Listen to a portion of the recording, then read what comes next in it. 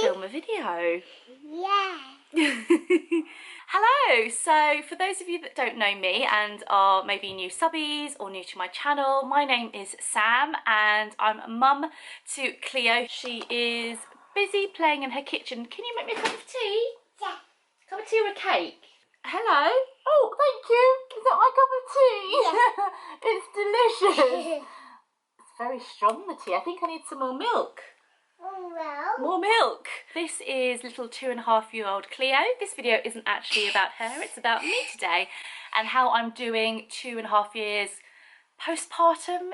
I feel like it's too long after having her, but I just wanted to give an update on how I'm doing health-wise because I had a lot of health issues during my pregnancy. So I really just wanted to kind of talk about me really. I feel like I talk a lot about Cleo, like to my friends and my family, and I thought, you know what, I've been through a lot physically, mentally, emotionally as well, becoming a mother. We had quite a journey in having her, so it took me about a year to fall pregnant, then I miscarried, and then it took me another 2 years with lots of fertility operations and scans and things like that. But eventually we got there, and literally 2 days before we were due to start IVF, I found out that I was pregnant. I didn't actually realise the views that I've had on my pregnancy vlogs and also my labour ones, and I still get questions asking me about my fibroids, breastfeeding, Cleo's eczema. I think I'm going to address Cleo's eczema in a separate video. The number one thing I get asked about is my fibroids. How are they now? What's happened to them? Did I get them taken out? So just a quick little recap. I found out that I had fibroids, I think when I had my miscarriage. My fibroids are outside of the uterus, so you can get them outside or inside. Mine are outside, so they didn't really at the time distort the uterus, which could obviously cause miscarriage. And I had a fertility operation, I think in 2018. So this was the investigation to find out like whether my fallopian tubes were clear, whether I needed to have the fibroids taken out, and I also had ovarian drilling because I've got polycystic ovaries. So let me talk about the fibroids. I had 3 clustered together about the size of a tennis ball, and the surgeon at the time said he didn't take them out because he didn't feel like they were distorting the uterus. So throughout my pregnancy I was having like the scans just to check on the baby's growth, and they were actually saying that the fibroid, it actually got smaller. I think that was because all the blood was being diverted away from the fibroids and obviously to the placenta, to the baby. My fibroids actually shrunk in pregnancy, which I was really quite surprised about because I thought they would grow bigger because there's just so much more blood flowing to that general area. I gave birth and they were still in there. They weren't causing me any issues. And it wasn't actually till I had the midwives come and they do that check where they say, whip your knickers off, let's have a look, because I also had an episiotomy, so they had to check my stitches, and they just felt my tummy and they were like, oh, what's that? What's that? Because they obviously didn't have access to my full notes, and I was like, oh, they're my fibroids. So you could actually feel them. My stomach was quite, well, it was obviously like empty because I'd given birth, but you could also feel the fibroids. I haven't actually had any scans, I haven't been called up to have any scans, so as far as I know they're still there. Hopefully they're still small and they haven't got any bigger. Polycystic ovaries. So when I had my fertility investigation, they discovered that I had polycystic ovaries. I had drilling then, and again I haven't really had any scans to show that there's been any kind of change. As far as I'm concerned, I still have the polycystic ovaries. I still have quite heavy periods. My periods returned, I think, after about 6 weeks of having Cleo. And out of all the mums in my mummy groups, I'm part of the NCT group, and actually that is the best money I have ever spent. It can be very hit and miss when you join an NCT group because you just don't know if you're going to click with the other couples. So my NCT group ended up being a real lifeline for me during lockdown and the whole year that we lost due to COVID. We bonded in 2019 when Cleo was born, and we had that whole year of going to baby classes, meeting up for coffees, and just all being really sleep deprived and having no clue what we were doing. And then literally like a year later COVID hit, we were all in lockdown, and it was a really scary time for us all. They were a real life support to me, and it's just really nice and comforting actually to know that they are there. So as I was saying in regards to my periods, I was definitely one of the first mummies that had her period return. I think mine came back after 6 weeks, which I think is quite soon actually. During pregnancy I developed gestational diabetes. I remember getting the call from the nurse on Boxing Day, so you can imagine I'd been eating like a right little piggy on Christmas Day, feasting as everybody does, and then got a call the next day to say your blood sugars aren't great, you've got gestational diabetes and you need to come into the clinic. I was then put on a strict controlled diet. I was quite determined that I didn't want to take insulin and do the whole metformin kind of route. I wanted to just control it with diet, which I managed to do actually. I don't know how. Gosh, that was quite hard actually. I was carb counting. I remember I had the book and I had to count the amount of chips that I had if I went to Nando's, and I had to walk after I had dinner to, you know, to try and get the body going and break down that sugar. So it was actually, looking back at it, quite a hard time. When I was actually in labour, they put me on an insulin drip and they were taking my readings. I was pretty much nil by mouth for the 17 hours that I was in labour, so I don't actually know how I didn't have any food in that whole entire time. I obviously wasn't hungry because I didn't ask for food, but yeah, I was nil by mouth. And then literally after Cleo came out of me, they were like, oh, that's it now, you don't need to take any more like blood readings, you don't need to, we just need to unhook you from the monitor, we don't need to keep an eye on your blood sugar levels, which I thought was really weird because obviously they didn't even check that, you know, I wasn't diabetic immediately after giving birth, which I thought was strange. And actually, this is something that I want people that have had gestational diabetes to really make note of. I went to the doctors the other day just because I'm feeling quite run down. I've had like the super cold that Cleo has brought home from preschool.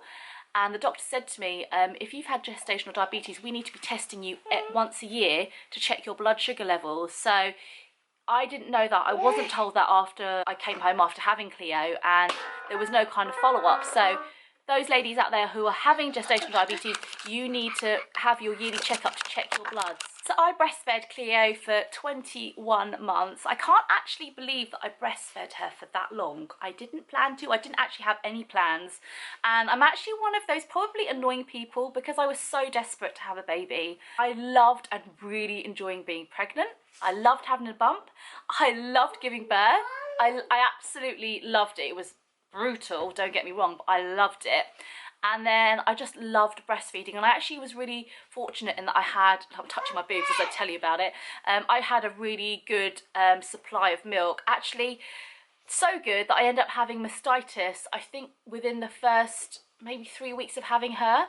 I had it again, and I had it for a third time, and I had got the Medela pump to try and help to clear the blockage, but I think what ended up working was obviously having the floxacillin to try and clear the blockage, and then just literally kind of massaging the breast and the area to try and get that blocked duct clear again. That was my kind of problems with breastfeeding. I kept getting mastitis, and at 3 months Cleo started developing eczema on her chest. Her whole chest was red, raw, really blotchy. I had no idea what was causing it, and then it wasn't until one of the NCT mummies said to me, you might want to consider that it might be a milk allergy or a dairy allergy. And because she was exclusively breastfed, she was getting all of her nutrients and everything from me. So I ended up cutting out dairy from my diet, which was actually really hard at the time because you're tired, you're just wanting to keep your body replenished and nourished, and cutting out such a big food group was quite hard for me. But obviously I did it for Cleo, and her skin cleared up. And then I made the decision at about 21 months to kind of wean her completely off the boob. I actually wanted to breastfeed up until she was 2, but she was having all of the meals that she needed. She was having her oat milk, and it got to the point where she was basically helping herself. It was like the boob buffet, and like every 10 minutes she was coming over, helping herself, and then just going off and literally just having a few sucks. So it wasn't even like a proper feed. And my whole approach to kind of breastfeeding was, it was on demand, so whenever she wanted it I gave it to her. And I just felt like at that point I just needed my boobs back. I mean, I was never someone who was blessed with a big bosom.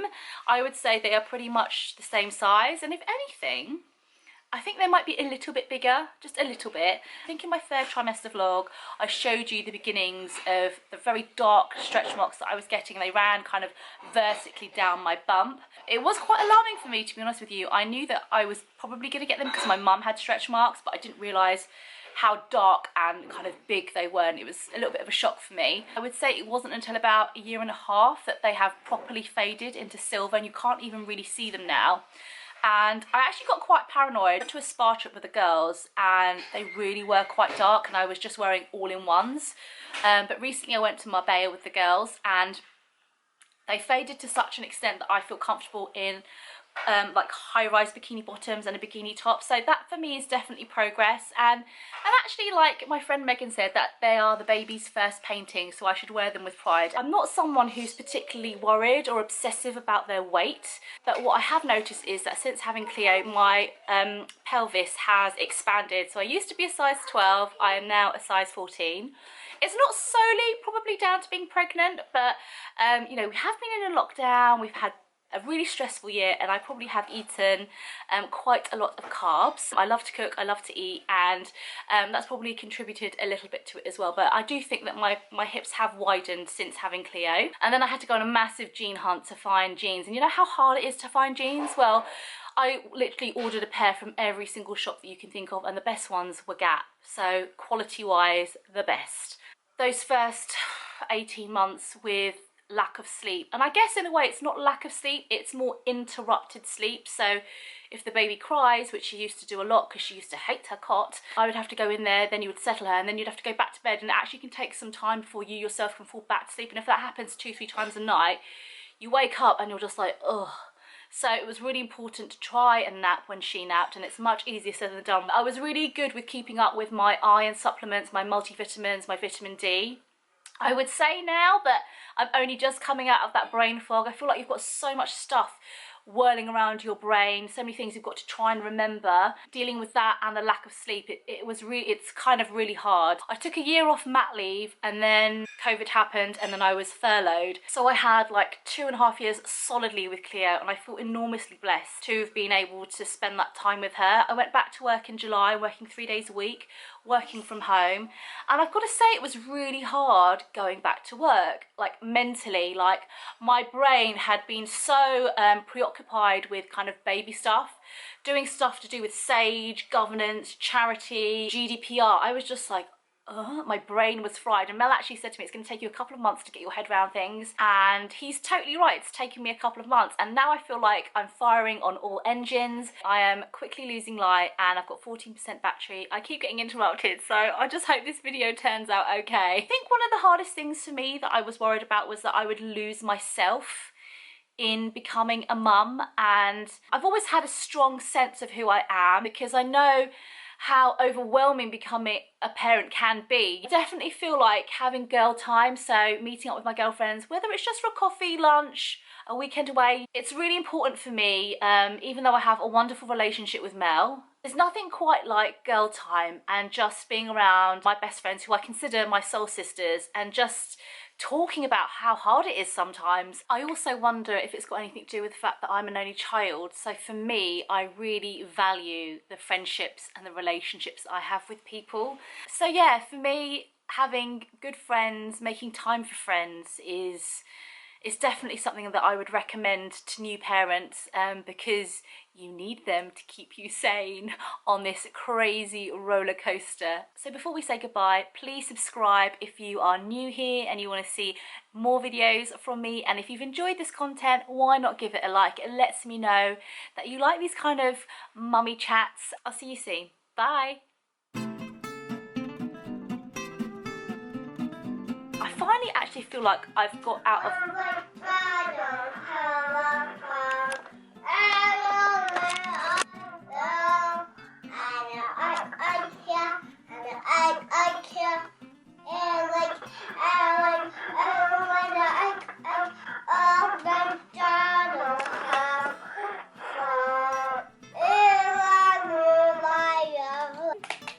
Who's that? A horse. And what noise do horses make? That's a hen and her chicks. You've missed a page here. Should we open this one?